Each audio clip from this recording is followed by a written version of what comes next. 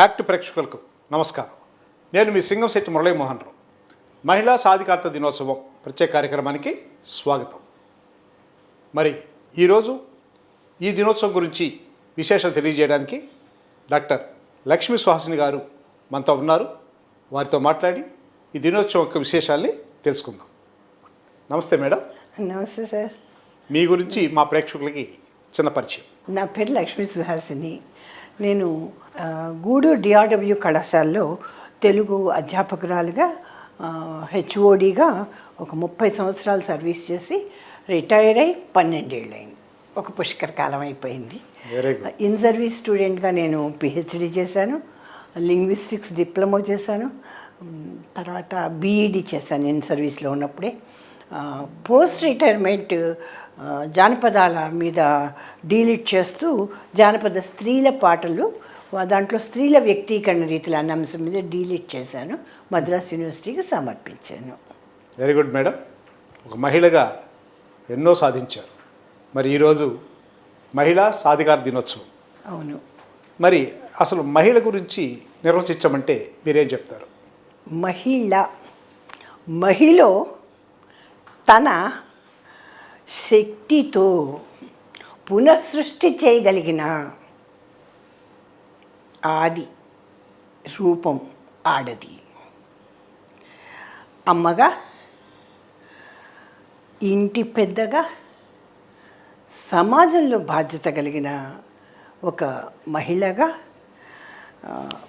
పలు పాత్రలు పోషిస్తూ విభిన్న సందర్భాలలో తనకున్న చాకచక్యంతో సమాజానికి ముందుకు నడిపించగలిగిన చోదక శక్తే మహిళ. Very good. మరి మహిళా సాధికారత అని మనం ఈరోజు ఆ అంశం గురించి చర్చించుకోబోతున్నాం. అవునండి. అసలు మహిళా సాధికారత అంటే ఏంటి? అధికారిత, అధికారం కలిగి ఉండడమే సాధికారిత.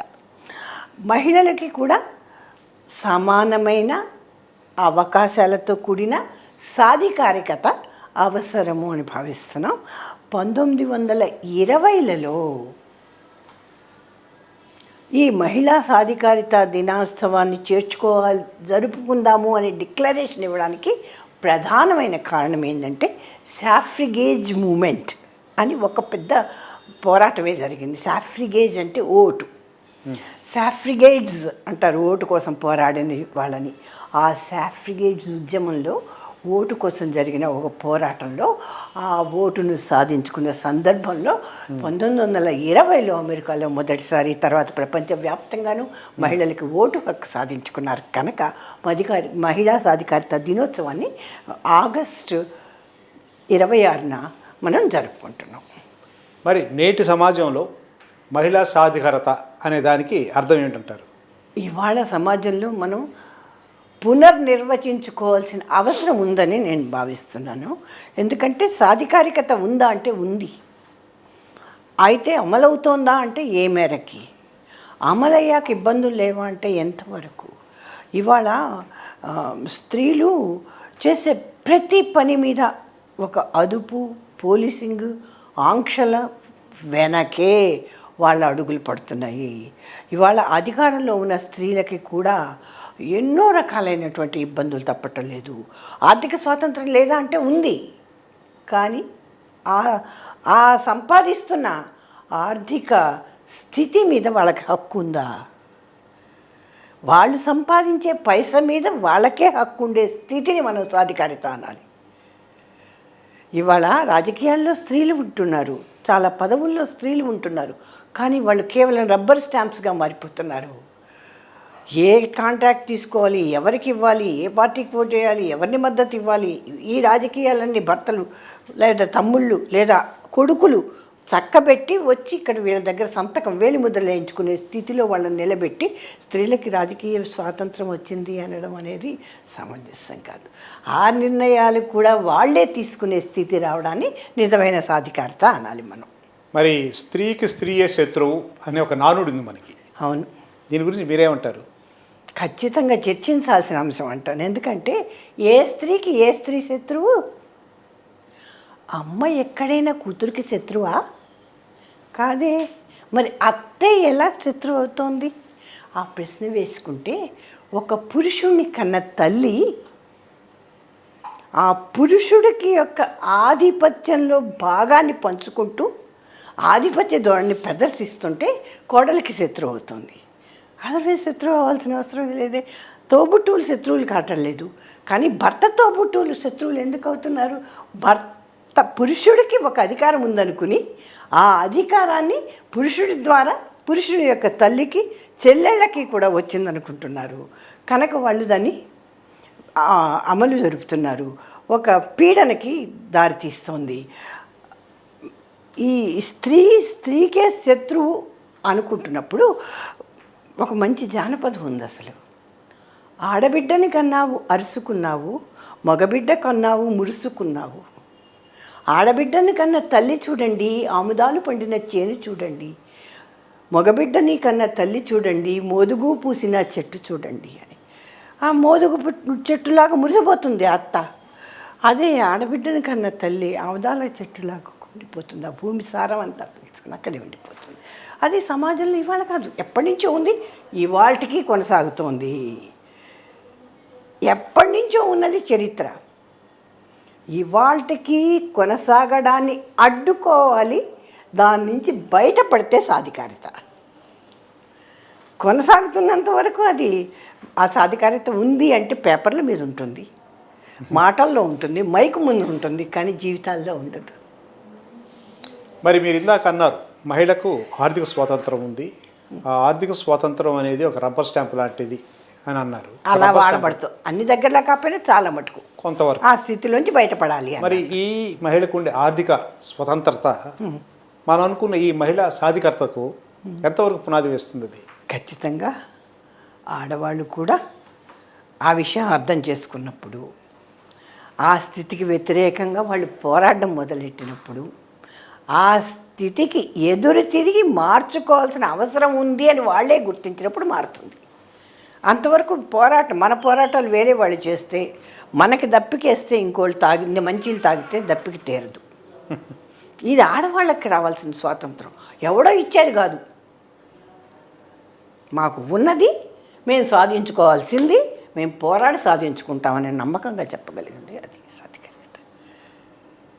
మాకు స్వాతంత్రం కావాలి, మాకు సాధికారికత కావాలి అంటే దానికి మేము కావాలి అని గుర్తించే రోజు రావాలి. గుర్తించి దాన్ని సాధించుకునే వైపుగా మా అడుగులు పడితే అలా మన చుట్టూ ఉన్న వాళ్ళని కదిలించి నడిపించి ముందుకు తీసుకెళ్ళగలిగితే వస్తుంది. మరి గతంతో పోల్చుకుంటే మహిళలు గతంలో వంటింటి కుందేళ్ళలాగా ఉండేవారు. అవును, ఎక్కువ మంది, కొంతమంది తప్ప. కానీ ఇప్పుడు చాలామంది మహిళలు వారు ఒక కెరీర్ని ఏర్పాటు చేసుకుంటున్నారు. ఒక ఉపాధ్యాయులు కావచ్చు, లేదా ఒక సాఫ్ట్వేర్ ఇంజనీర్ కావచ్చు, డాక్టర్ కావచ్చు, యాక్టర్ కావచ్చు. ఈ విధంగా ఒక కెరీర్ ఉంటుంది. వారికి ఒక కుటుంబం ఉంటుంది. మరి ఈ కుటుంబాన్ని, ఈ కెరీర్ని వాళ్ళు ఎలా బ్యాలెన్స్ చేసుకోగలుగుతున్నారు? ఒకటి, నిన్నటి దాకా ఆడవాళ్ళు వంటింటి కుందేళ్ళు మాత్రమే, ఇవాళ ఆఫీస్ రూమ్ కుందేళ్ళు కూడా. అంటే ఇవాళకి భర్తకి మంచినీళ్ళ గ్లాసు ఇవే అందించాలి, నా అవసరాలకి ఏవి భంగం రాకుండా ఉంటే నువ్వు వెళ్ళి ఉద్యోగం చేసుకోమ్మా అనే చెప్తాడు. అంటే స్త్రీలు ఉద్యోగస్తులైతే కూడా నిన్నటి దాకా ఒక గృహిణిగా ఆమె ఎన్ని పనులు చేసిందో అన్ని పనులు చేస్తుంది. భర్త ఆఫీస్కి వెళ్ళి ఏమేమి పనులు చేస్తాడో అన్ని పనులు చేస్తుంది. ఒక భర్త ఉద్యోగస్తుడైతే ఆఫీస్లో పనిచేసి వస్తే చాలు, ఇంటి పని, ఇంట్లో అవసరాలు, ఇంటి ఇబ్బంది దేని గురించి ఆయనకు ఆలోచించాల్సిన అవసరం లేదు. ఆయనకు ఆలోచన కూడా తీసుకుంటే వచ్చే కష్టాన్ని కూడా కలిగించకుండా చూడడం నా బాధ్యత అనుకుంటుంది ఆడది. కానీ ఆడదానికి అలా కాదు, డబల్ బర్డెన్. అయితే ఇవాళ నిన్నదాకా మనం డబల్ బర్డెన్ అంటున్నాం. That is not double, it is triple అనేది ఇవాళ గుర్తిస్తున్నాం. ఎట్లాగంటే కేవలం ఆడది ఇంట్లో అందరికీ వంట వండి పెట్టి తలో బాక్స్ ఇచ్చి పంపించేసి తను బాక్స్ తీసుకుని ఆఫీస్కి వెళ్ళిపోయి డ్యూటీ చేసుకుని వచ్చేస్తే చాలదు. అందరికీ బాక్సులు సర్దేసి ఇచ్చిన తర్వాత అవి తీసుకెళ్ళారో లేదో, వీళ్ళు తిన్నారో లేదో, వీళ్ళకి నచ్చిందో లేదో, పోనీ అని అందరికీ ఒకటే వండి ఒకే బాక్సు నలుగురికి పెట్టడానికి లేదు. ఎవరికి ఏది కావాలో అది చేయాలి. ఎవరికి ఏది చేయాలో దానికి కావాల్సిన వస్తువుల కోసం బయటకు పరిగెట్టుకెళ్ళి అవి తీసుకుని వచ్చి చేసి బాక్సులు ఇవ్వాలి. ఇచ్చిన తర్వాత వాళ్ళు తిన్నారో లేదో, ఒకవేళ ఎవరికైనా బాగాలేదు, స్కూల్లో మేడం ఫోన్ చేస్తుంది, మీ పాపకు జ్వరం వచ్చిందమ్మా అని, ఉద్యోగంలో వాళ్ళు పర్మిషన్ ఇచ్చిన పరిగెట్టుకుంటూ వెళ్ళి మళ్ళీ ఆమె తీసుకెళ్ళి హాస్పిటల్కి వెళ్ళి తీసుకొచ్చి ఆ పిల్లకి తగ్గేదాకా, అంటే ఇమోషనల్ స్ట్రెస్ కూడా ఆడవాళ్ళే తీసుకుంటారు. ఇంట్లో ఎవరికి బాగలేకపోయినా ఆడదాని బాధ్యతే. ఇంట్లో ఎవరికి ఏ అవసరం వచ్చినా అది ఆడదానికే. ఇంట్లో ఇల్లు వండడము పని చేయడమే అయితే ఓకే, అవి డబుల్ బర్డెన్. అంతేకాదు ఇంట్లో ఎక్కడి వస్తువులు అక్కడే ఉండాలి, ఇల్లు శుభ్రంగా ఉండాలి, ఇంటికి వచ్చే అతిథి అభ్యాగతుల్ని వీళ్ళే స్వీకరించాలి, ఇంట్లో పెద్దవాళ్ళు ఉంటే వాళ్ళ బాధ్యత తీసుకోవాలి, ఇంట్లో ఎవరికి అనారోగ్యం వచ్చినా వీళ్ళు భరించాలి, ఎవరికి కోపం వస్తుందో ఎవరికి అలకలు వస్తాయో ఇవన్నీ కూడా వాళ్ళే చూసుకుంటూ ఉండాలి. ఇన్నిటినీ మేనేజ్ చేస్తూ జాబ్ చేయడం అనేది ప్రతి క్షణం వాళ్ళకి అంటే చాలా సైకలాజికల్ టార్చరే ఒక రకంగా. నిజానికి హౌస్ వైఫ్స్ ఇంతకంటే చాలా సుఖపడుతున్నారు కదా, మేము ఎందుకు ఇంత కష్టపడాలి అనిపిస్తుంది. నేనున్నాను, అమ్మాయి ఆవిడ ఉంది, నేను మా ఆయన ఎంత సంపాదిస్తాడు, నేను అంత సంపాదిస్తాను, ఆవిడ ఏమీ సంపాదించటం లేదు.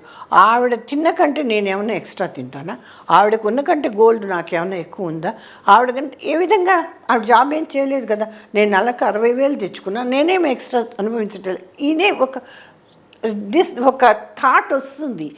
కారణం ఏంటి? అయినా కూడా ఎందుకు చేయాలి ఆడవాళ్ళు అనే ప్రశ్న వేసుకోవాలి మనం. నిజమే, త్రిబుల్ బర్డెన్ కదా, మానేసి మళ్ళీ నువ్వు వంట వండుకుంటూ కూర్చోవచ్చు కదా. వంట వండు కూర్చుంటే ఈ డబ్బులు ఏవైతే ఉన్నాయో ఇవాళ నీకు హక్కు లేకుండా పోయినా నువ్వు చూసి చూడనట్టుగా అది వేరే వాళ్ళకి ఇస్తున్న హక్కు, అది పాస్ ఆన్ చేస్తున్న duty. Whenever there is a need, అది ఉంటే చాలు, you can stand on your feet అనే ఒక అంతర్గతమైన కాన్ఫిడెన్స్ ఉంటుంది నీకు. ఇవాళ నువ్వు నీ డబ్బుల మీద నీకు హక్కు లేదు, ఎందుకంటే అందరూ ఒకటిగా ఉన్నారు కనుక ఎవరో ఒకళ్ళు పంచుతారు. ఎవరిచ్చిన ఒకటే కదా పాలవాడికి బిల్లు, ఎవరింటి అద్దె కట్టినా ఒకటే కదా కనుక కడతారు. అయితే ఇలాంటప్పుడు చాలాసార్లు ఏంటంటే ముందుగా భార్యల జీతంలో ఉండే డబ్బులన్నీ కట్టబడ్డ తర్వాతే మగవాడి జీతంలోంచి డబ్బులు కట్టబడతాయి. ఇలాంటి తేడాలు కనిపిస్తాయి మనకి. అట్లాగే మొత్తం జీతం భర్త చేతికి ఇచ్చేసి ఏ రోజుకి ఆ రోజు ఆటోకి డబ్బులు అడిగి తీసుకోవడం పాతివ్రత్యం అనుకునే స్త్రీలు ఉన్నారు. అయినా కూడా ఎందుకు జాబ్ చేయాలంటే, ఒకరోజు వచ్చినప్పుడు తను రోడ్డు మీద నిలబడితే తను ఉత్త కాళ్ళతో కాదు, పని చేయగలిగిన 2 చేతులతో బతుకుతున్నాను అనే ఒక ఆత్మవిశ్వాసం కోసం పనిచేయాలి. మేడం, నేటి సమాజంలో ఈ మహిళా సాధికారత సాధించడానికి ఎలాంటి మార్పులు ఉన్నాయి, అదేవిధంగా గ్రామీణ ప్రాంతాల్లో మహిళలకు ఎలాంటి అవకాశాలు ఉన్నాయి? మహిళా సాధికారత సాధించడానికి అవకాశాలు ఎప్పుడూ ఉన్నాయి. కుటుంబం నుంచి ప్రోత్సాహం ఉండాలండి ముందు, తర్వాత సమాజం నుంచి చేయూత ఉండాలి. ఇవి 2 చాలా అవసరం. ఎందుకంటే ఒక బైక్ మీద ఒక ఆడది వెళ్తుంటే కూడా వెనక నుంచి వచ్చి వాళ్ళు స్టడీగా పోతున్నా కూడా ఫాస్ట్గా వచ్చి సడన్ బ్రేక్ వేసి వాళ్ళని మెంటల్గా ఒక విధంగా అరెస్ట్ చేసి వాళ్ళలో ఒక న్యూనతాభావం కలిగించడానికి ఒక శాడిస్టిక్గా టీజ్ చేసే ధోరణి సమాజంలో మనం చూస్తుంటాం. ఆఫ్టర్ ఆల్ ఒక బైక్ నడిపేటప్పుడు కూడా, బైక్ అయినా కుటుంబం అయినా సమాజంలో అయినా ఒక పని చేసేటప్పుడు ఆమె కాన్ఫిడెన్స్ ఎంతో ఆత్మవిశ్వాసంతో ముందుకు వెళ్తున్నప్పుడు ఆమెని అలా జర్క్ చేసి పరీక్షకి గురి చేసి ఆమెని మెంటల్గా ఆపేయడానికి చేసే శక్తులు కూడా ఉన్నాయి. వాటికి వ్యతిరేకంగా ఆమె పోరాడాల్సిన అవసరం ఉంది. అది ఒకటి. రెండోది ఏంటంటే, ఇవాళ చదువు మెయిన్ సాధికారత సాధించాలంటే కావాల్సిన చదువు.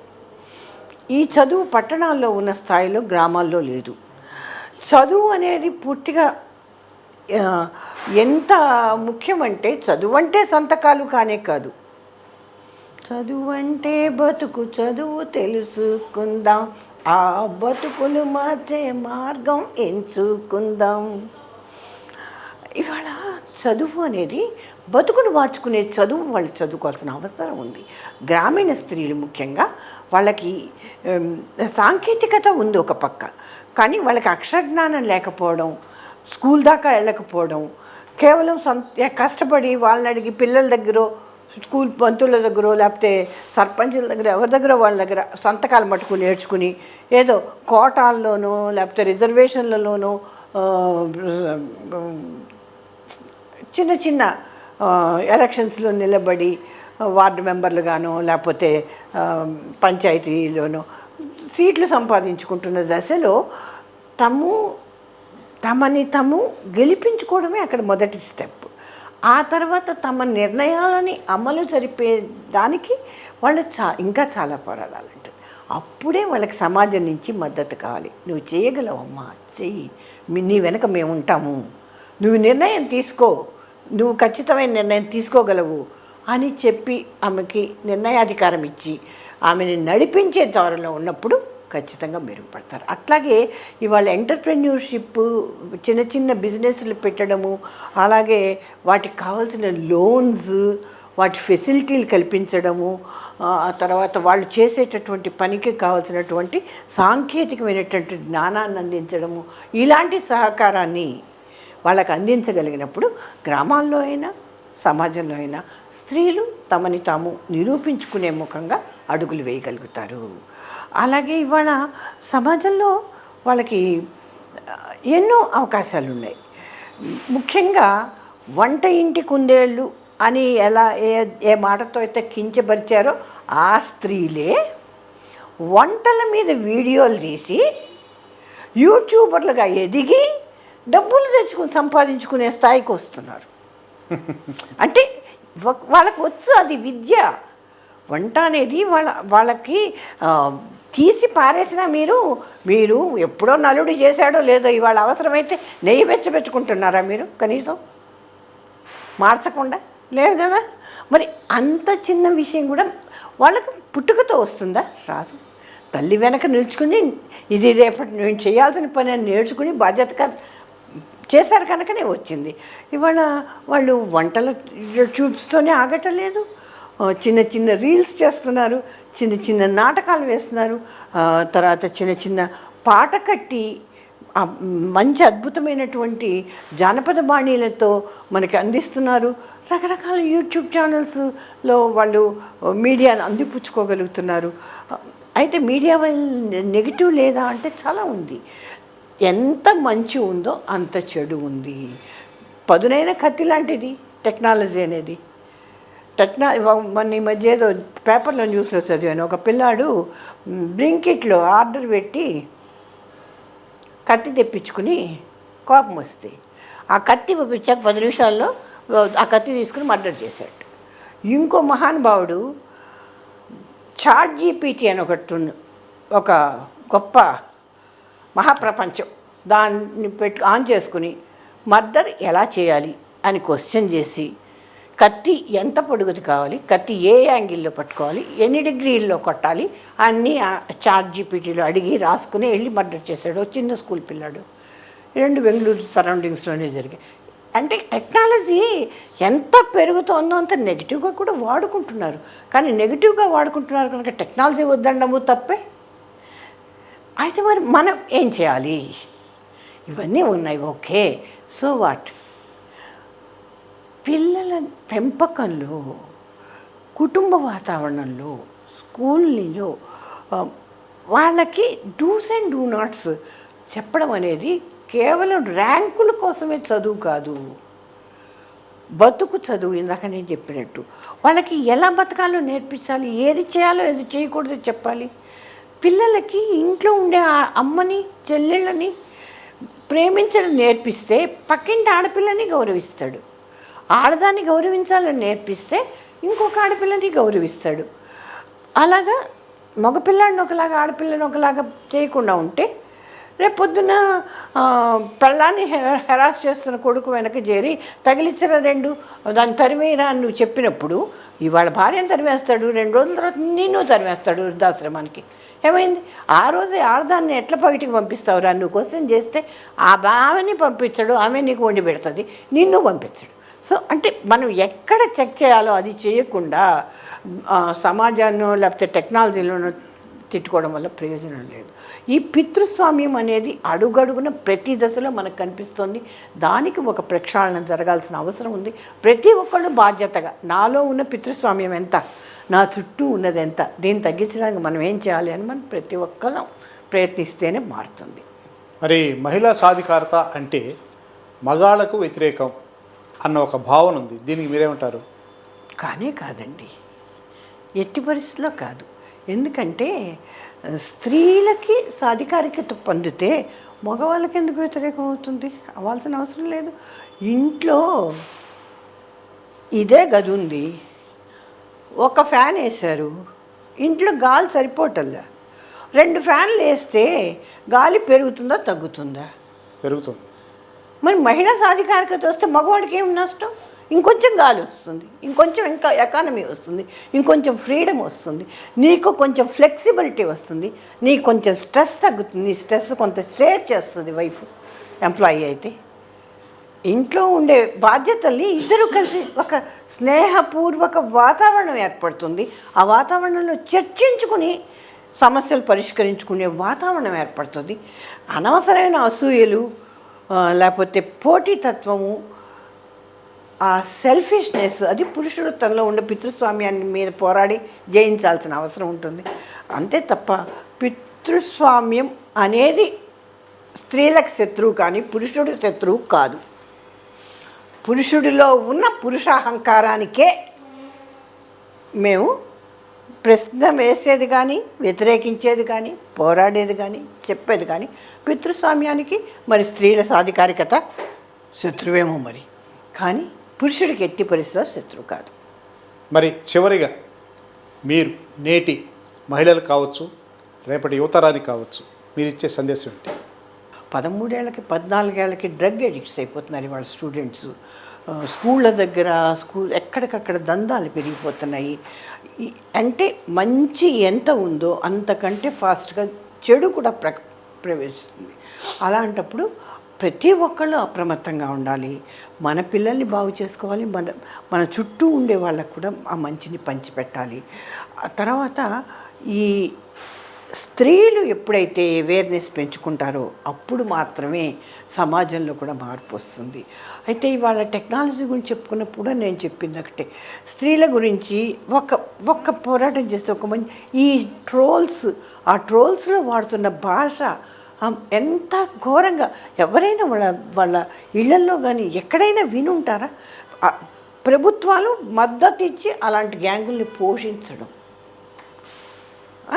వాళ్ళు అది పనిగా ఇంటర్నెట్ని మేనేజ్ చేస్తూ ప్రభుత్వాలకు వ్యతిరేకించిన ఆడవాళ్ళని కానీ వ్యక్తుల మీద కానీ దాడి చేయడం, ఇవన్నీ తగ్గకుండా ఒక సాధికారికత వచ్చిందంటే జాబ్ రావడం ఒకటే సాధికారికత కాదు.